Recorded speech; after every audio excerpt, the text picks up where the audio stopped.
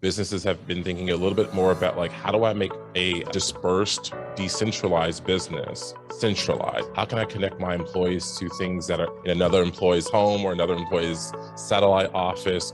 So all of those have created kind of a storm for businesses to really be thinking about, how do I operationalize this thing called circularity or circular economy? And we think we have some really great answers. You need technology and reuse to actually connect people who have stuff with people who need it within the same organization or who need it in the community. So we build at a high level, we build technology to help organizations with reuse. But what does that feel like?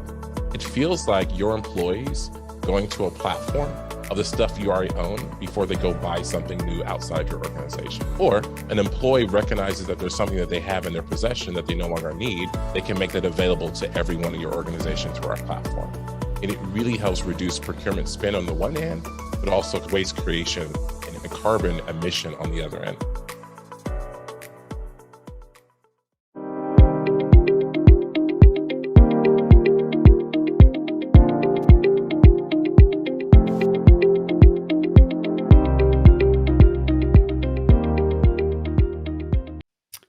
Hello, everybody, and welcome to this week's episode of RealCom Live.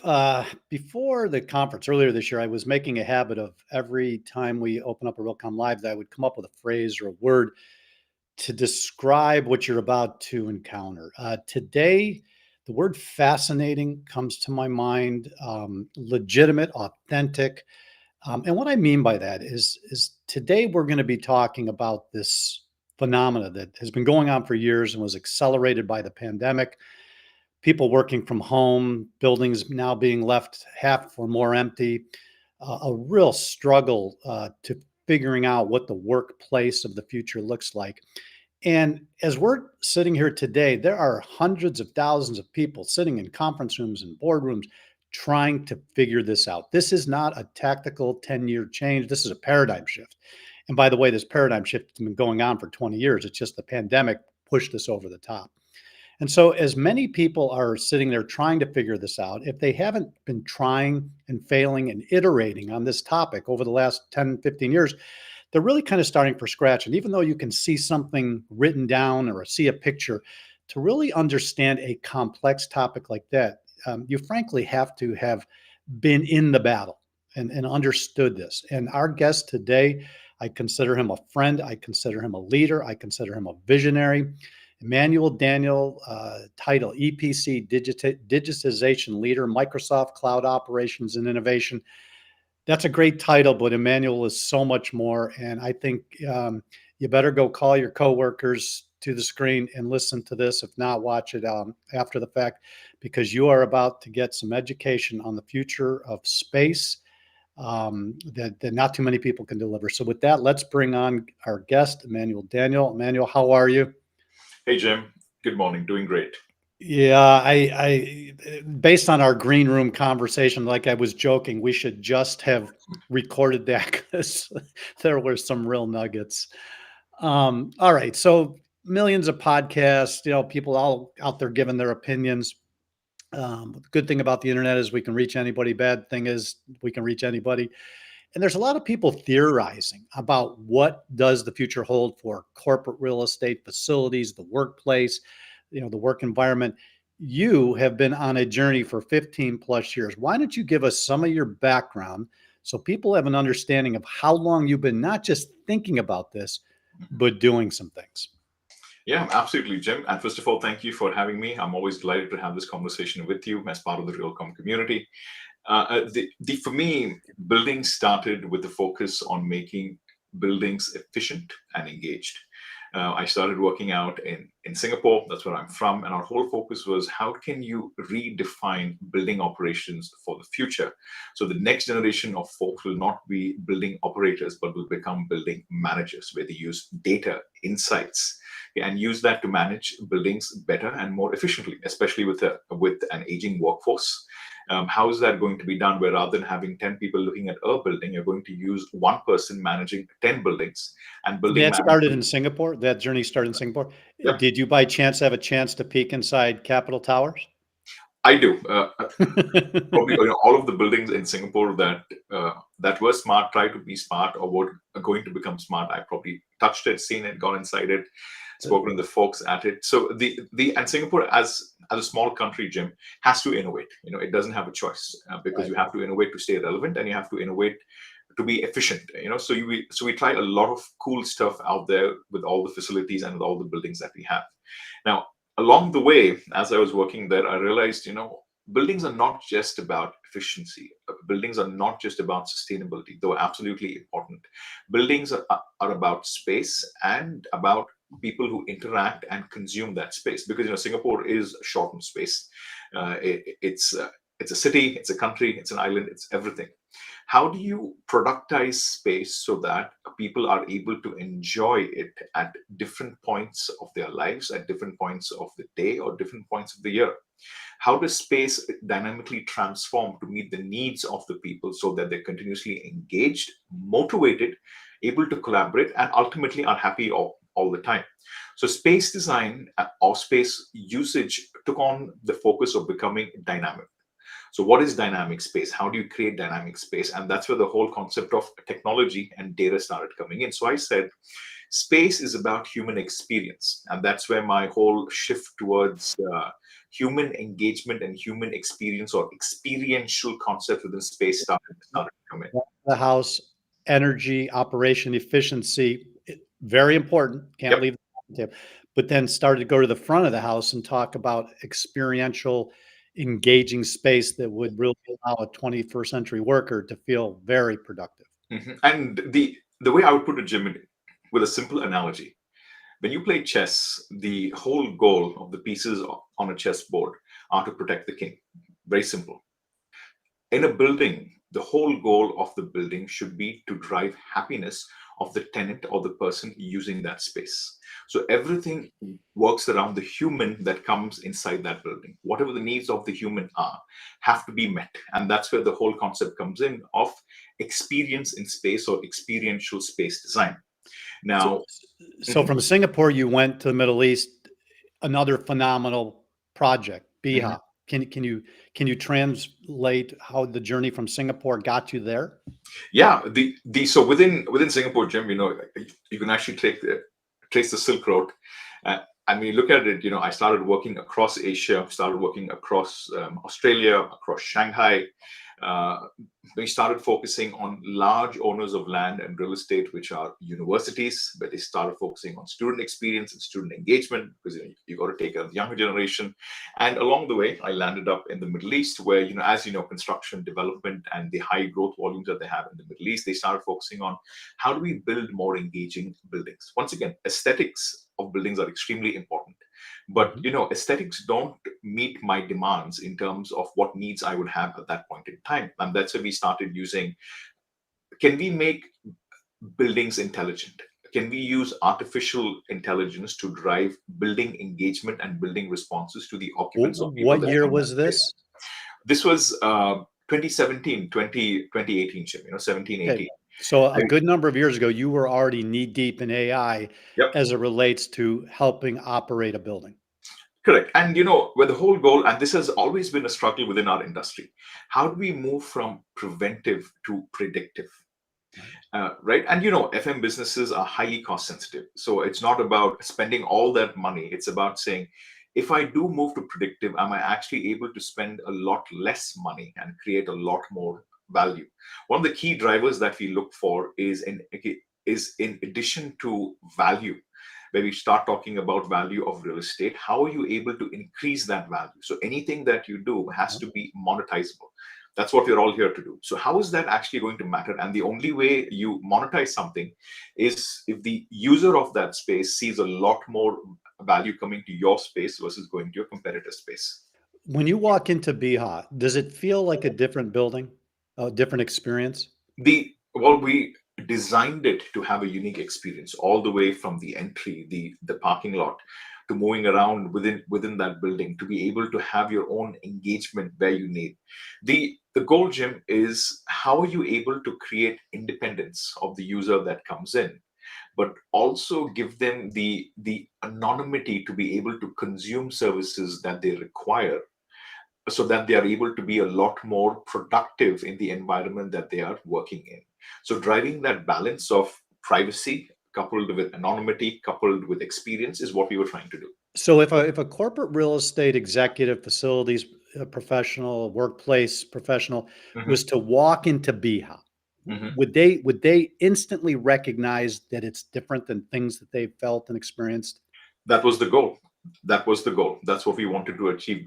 Because ultimately, the human mind, right? And it's all about human engagement and human senses. But I tell people that, if you go into a place where you are welcome, you would instantly feel it.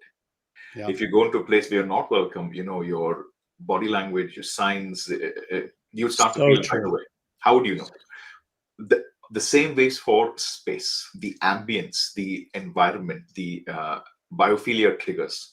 Okay, all that will ensure to let you know that, wow, this is a welcoming space. See how comfortable I am.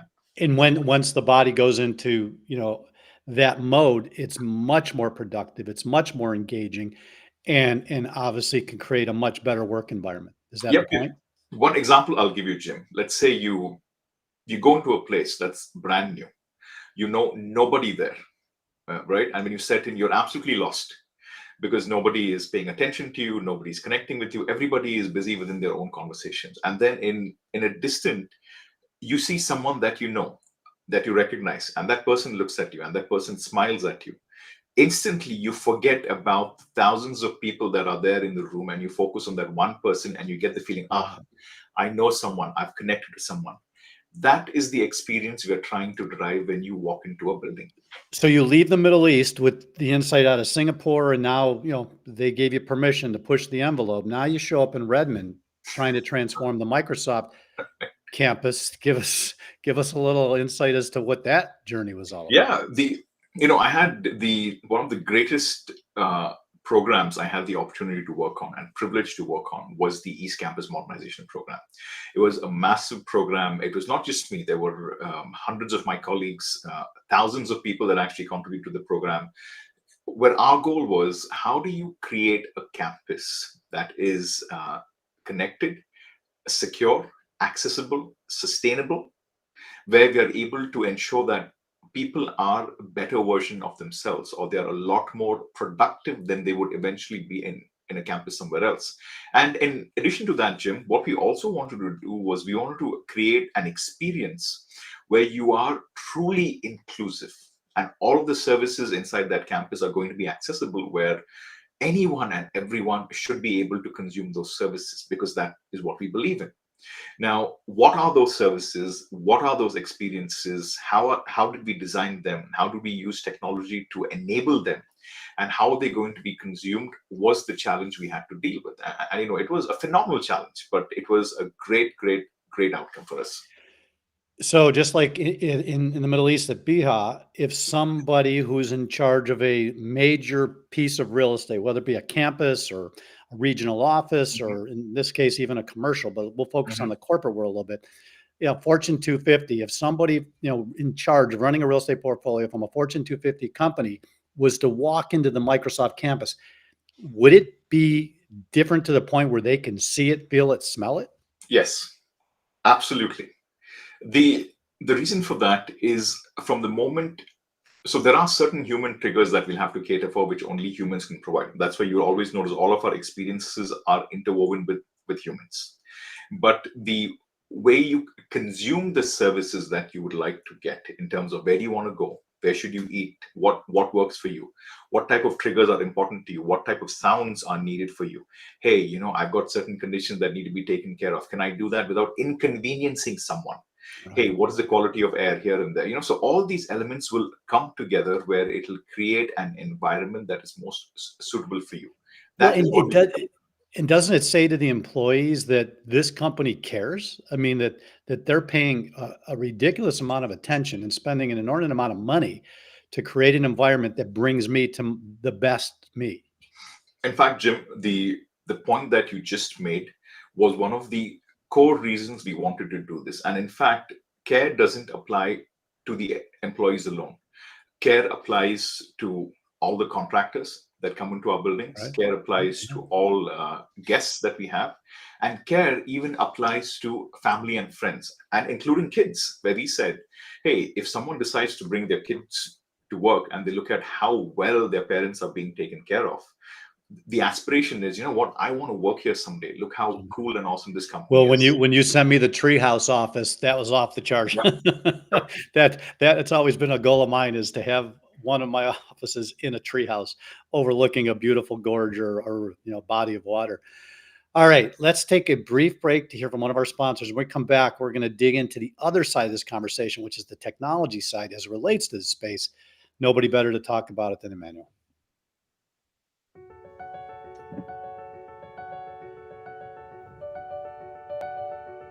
To make a difference. That's our calling at Michael Baker International. Our work is more than a highway overpass, an airport runway, or a bridge. It's more than a transit station or a water treatment plant. Our work connects people and drives our communities forward. Our work turns ideas into reality and transforms how we live. It all began as a spark, an idea. There's a better world out there and we will create it. Today, we are the designers, the planners, the engineers, the architects, and the innovators. Bold enough to dream the impossible, dedicated to making a difference. Stronger together. We've built a legacy of excellence that's brought us to the forefront of our industry. And we're not stopping there. We are problem solvers, working globally to create a safer, more accessible, more sustainable tomorrow. We make a difference for our clients, our communities, and one another.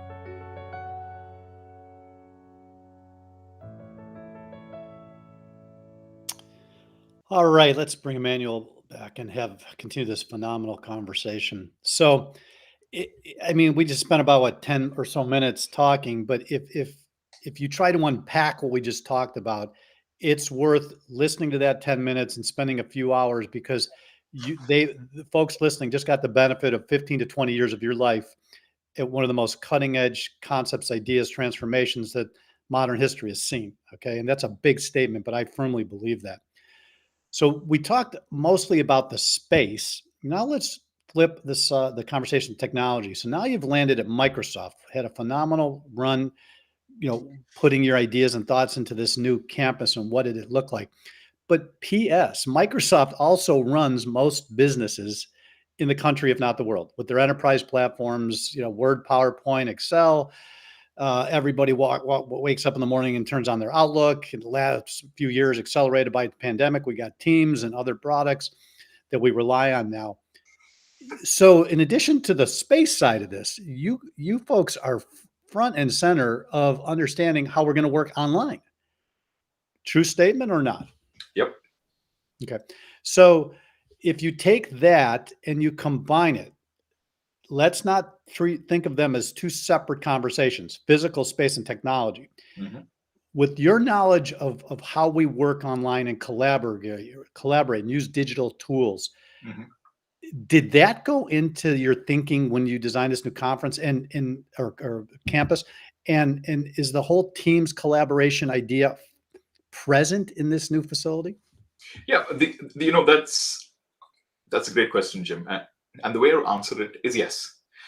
The reason for that is when you design a team for collaboration, a room for collaboration, you have to look into all aspects of the room. You got to look at the room size. You have to look at the room layout. You have to look at the furniture. You have to look at the height of the table. You have to look at the distance from the screen. You have to look at the optimum placement of sound so that sound reverberates off the walls correctly.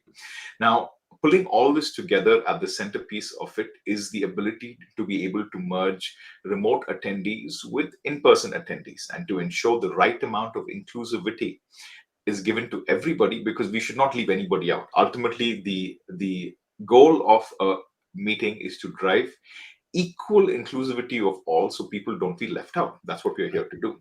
So all this is brought together by leveraging technology, physical design, and the human emotions attached, including empowerment of the humans in that room, brought together so that you're going to create the most optimum meeting experience, whether you are in that room or you're outside of that room. So Teams has been around for a while, but the Mhm, concept of Teams rooms, which take into consideration all the things you just mentioned, mhm. I think you've been on that journey for about 2.5, 3 years, it feels like. Okay. So not just the technology, but all the other aspects. Is it been about a couple of years now? It, it has, and I'll speak to it from the perspective of when I used to work within our real estate organization. What we tried to do was when you start looking at the screen you and I are talking on, just before we started this, we wanted to ensure that we have equal size and equal proportions so that it looks like we are sharing the screen equally. The Right. same concept applies to a meeting room. If you're in a meeting room and you have a bunch of attendees who are dialing in remotely, how do you going to drive engagement with that attendee? And one of the aspects is they should be at your eye level, right? So Yep. when you are sitting on a table at that chair, you have them at your eye level and you can look and engage and talk to them. At the same time, when you're talking about content that's being shared, why should the content take up the whole aspect of the screen where a large part of understanding how the content is looking at the body language of all the attendees in that room? You Yep. get that when you are physically in the room, but what happens to remote attendees, right? What is their body language? What are the signs they're putting across? Hence the aspect as part of Teams Room today, which you can check out, is to say, hey, should the content be front and center? Should we have the audience at the bottom so that we all have equal level, equal height? How are we able to drive that engagement? All As you're these saying all aspects. these things, I'm thinking about Teams features like pop out and all the things that have given us flexibility in our multi-screen worlds. I can Mhm. only imagine what happens when you start looking at that at the room level. Correct. Now you can check out all this online. You can go to Microsoft.com and you can find all the stuff that I'm talking about. All the details are there. We published it. But the importance, Jim, it is not the availability of technology. Because technology will change every day. We got better cameras, better speakers, better microphones. Space doesn't change so quickly. When you build a building, that building is there for the next 30 to 40 years. It's right there. You can renovate that space, you can redesign that space, but it is about evolving that space to meet the needs. And that's where technology and the data that technology can capture allows us to create dynamic environments. So with all this stuff happening, you have different styles of collaboration, different forms of meetings. I can have a meeting where we're just talking. I can have a meeting where we have to have a workshop or a brainstorming session. Right? I would like to get up, walk around. I would like to draw on the board. How can I share that with someone who's written? You have a meeting where you may have an AI assistant present, right? I mean, Correct. and that may not be a search bar. That may be what appears to be an avatar or somebody even looking like a real person Yep. listening to the conversation and assisting in the conversation. I mean, these are all things that today's facilities, offices, conference rooms are just not ready for. Correct. They're just not ready for. So we're going to run out of time. But before we do, I want to talk about CoreTech 23 and Buildings AI, which we put right on the back end of CoreTech for I think good reasons. So we've been on this corporate real estate facilities and workplace journey for 15 plus years. We've been on the Realcomm journey for 25. But we wanted to focus on the corporate real estate world because we knew that's where a lot of America's work or the world's work gets done, right? Mhm. And there was an intrinsic relationship between a landlord, a commercial owner, and a tenant, a corporate real estate organization. Say, for example, Google's facility in New York City, right? So you got a commercial owner who owns a building with multiple tenants. So we knew technology was going to bleed and that relationship needed to be formed. And that's really why we formed CoreTech 15 years ago.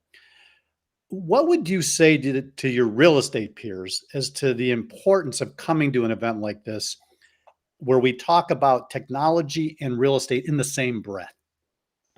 Mhm. What Look, would you I say? think it's absolutely critical. The reason I say it's critical, it's not because of how cool technology is. And being a technologist, I love technology. Like, do I overdo it a bit? Probably. But that being said, it is about understanding the application of technology to spaces so that you're able to drive higher engagement and higher productivity of people using those spaces. It is the why and not the how. Because for us to be able to do that as designers, as architects, as people who consume that space, why do you need that data? And how is that data going to be captured? And what are you going to use that data? And how is that data going to allow you to create more engaging spaces? That's what everybody wants to answer in corporate real estate.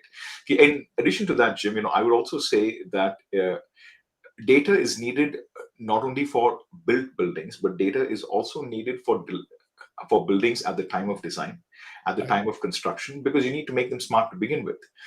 Coming to an event where you're able to sit down with your peers, you're able to sit down with colleagues, from across organizations, say, hey guys, how do you fix this problem? How did you go on the journey? What did you solve? And why did you choose X versus Y? That is the value that you would get, learning from each other and exchanging notes on the best choice of technology for capturing the data to drive the best experience. How important is it for architectural and design firms to attend this event? It is important. And the reason is, all of our buildings are connected today. You would hardly find a building that is not connected. But the challenge is, what do you do with that connected building? Are you leveraging that data for the right purposes? Everybody focuses on efficiency and sustainable, and they should. It is absolutely critical. But you can also leverage the same data set and drive greater experiences. How do you do that? And what are those experiences that are going to stimulate and motivate humans is what the question is. So having A&E firms coming in to be able to understand how their initial designs has a massive impact on productivity of the people that use their spaces for the next decade or more, is what they will get by understanding technology. Well, I tell you, just having this conversation, there are very few people I can have this conversation with. Your experience is front and center. Your willingness to share is front and center. First of all, I want to say thank you for being a co-chair for this year's event. Thank you for the years and years of support we've gotten from Microsoft on your journey, because it aligns with our journey perfectly. You are one of the preeminent thought leaders in this space, and it's our job to take what you're willing to share with us and get the word out. And I'm excited for this year's CoreTech. I believe the people in the room will be the ones who are literally ready, willing, and able to roll up their sleeves. And despite all the challenges we have on the real estate side and the technology side, they're going to sit down and say, we're here for one reason, to work together to try to figure this out. Absolutely. Yeah. Thank you, my friend. Can't tell you how much I enjoy our conversations. I know I'll be in touch in the next couple of weeks, getting ready for this crazy event. And I'm really looking forward to seeing you November 15th and 16th in Silicon Valley. Perfect, Jim. Thank you so much, Jim, for your time. It was a pleasure to be here. Awesome. Thank you so much. Be well. All right. What an engaging conversation. A brilliant man, a great man, a good man. And we're excited and very, very happy to have him part of our community. So with that, let's bring on our news. And I think we've got another guest there. She is. Hello, Lisa Woods. How are you? I'm good, thanks. How are you? Good. Well, I'm going to turn it over to you quick because I know we went over, but you don't get many opportunities to talk to a smart guy like Emmanuel. And no, you don't. I love just witnessing conversations with him. He's so smart and he's so gracious, and he's just such a good person. It's always you always learn something when you talk. Well, with him. in a world of 140 characters and ADD and instant gratification, as being the older guy in the room, I would say it's important to stop every once in a while, have critically thinking based conversations, debate, disagreement, follow it through. You cannot solve these problems with incremental tweets or emails. You have to get together in rooms with people, have engaging, hard conversations, because this is not a cycle. This is a paradigm shift. And it's going to be everybody on deck, on board to try to solve this. And having partners like Emmanuel and Microsoft have really been a saving grace for us. Meaning, we need to be able to have smart people like this to keep our conversation going. We certainly could not do what we do without people like. No way. They're the engine. They're the engine of this little car. So with that, I'm going to leave you alone. Go through the news, and I'll be back when you're wrapping up. All right. Thank you. Well, our Realcom newsletter goes out every week and includes the top 8 to 10 stories that directly relate to technology and real estate. In the next couple of minutes, I'm going to give you the highlight reel of the articles that we think might grab your attention. Our lead article this week is a little different.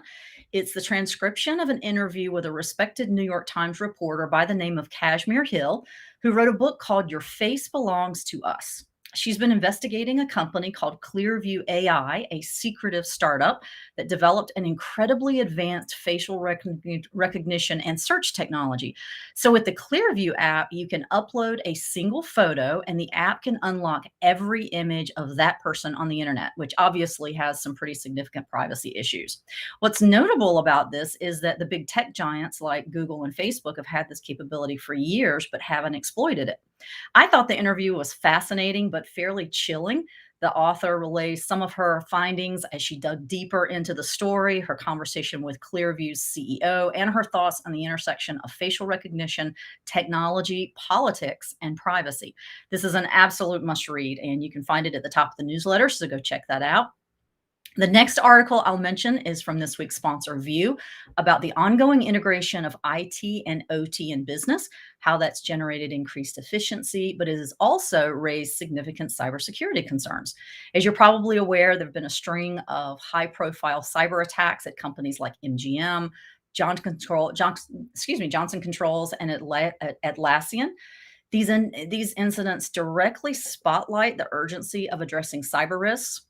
The article also includes a link to 8 crucial questions that building owners and operators should ask their vendors in an effort to improve their cybersecurity posture. And then finally, the article provides several key takeaways for CIOs, which include things like adopting a proactive approach, continuous monitoring, and fostering collaboration between IT and OT teams. The article covers a lot of valuable information, so you make sure that you give that a read. The last article I'll highlight this week is about New York City launching a smart city testbed program. The new program hopes to enable city agencies to partner with startup companies and academic institutions for emerging technology pilots. Applicants will be selected on a rolling basis with 2 projects selected per quarter. Projects will run from 6 to 9 months and will be self-funded by the applicants. The article covers the first 3 pilots that New York City has announced, the first of which is the use of drones, robotics, and other technology to scan buildings for for structural flaws that might result in reduced energy efficiency. This will give building owners the chance to repair those issues. The second one is deploying computer vision sensors to study street usage and collect data about how and when New Yorkers use different modes of transportation. And then the third is a vacuum cleaner for pollution. This involves installing 3 systems in specific locations around the city that literally pull pollution from the air. Also in the news this week that you might want to check out, BXP, the largest publicly traded developer, owner, and manager of premier workplaces in the U.S., announces that it has earned top ESG ratings in the 2023 GRESB assessment. Software giant Atlassian is bucking the return to office trend and has new ways of evaluating its real estate. The company says it will let employees work wherever they please, yet it still has ambitious plans for new offices. And then a few funding announcements. Prop tech startup HQO secures $50 million, and Swift Connect raises an additional $10 million. So this was not all of the articles. There were a couple of other ones I didn't have a chance to cover, but go look in your inbox when you have a chance, or go to the realcomm.com website and click on the news link. So, I mean, talk about a fire hose. I usually, when Howard's doing the news, I usually pick 1 or 2, but boy, that's a tough list to pick from. But I will pick one just to comment on, was the lead article, the privacy. And we didn't, tying it back to our conversation with Emmanuel, we didn't get time to get through it, but we will talk about it at CoreTech and Buildings AI. Big topic is the privacy conversation. And I'm really happy. I've been having this privacy conversation with Emmanuel and some of his predecessors about Microsoft and their new campus. They are 110% on board with privacy and people's right to it, and creating these great environments, but respecting people and not treating them just as a data element. So I have not read that one yet. I think I tried to open it and then got distracted, but you really should, because it's one thing, privacy around data and privacy around, some of the other aspects of technology and how it personally impacts people. But when it comes to facial recognition, that's taking it a step further, and that's getting really, really personal. So the article is really good. Well, I actually sent it to when I got it in my inbox, I sent it to myself again. So it went to the top of my inbox, but then all day long, it just keeps dropping. I think there's gotta be some systems out there that I'm not using it to manage stuff. It really is getting to the point where you've got to be very calculated with where you spend your time. And with that, I'll give a one final plug for Core Tech 23 and Buildings AI. We are literally assembling some of the smartest, most innovative thinking people who are agreeing to come to a room with not all answers, but some questions as well. It's a roll up your sleeves type of atmosphere. Nobody's knows all the answers. We come and we collaborate and try to keep moving this ball. So thank you to Emmanuel and our two other chairs, Frank Cuevas and Kay from HOK, for just being great supporters and leaders and helping to make this event, and then as well as the Buildings AI event, which is day 2, which is going to be equally as incredible. So, Lisa, thank you for the news. You did a great job, and we'll see you next week. Thank you. All right. Okay, so before I wrap, let's just hear from our final sponsor, and I'll be back to tell you a little bit about next week's episode.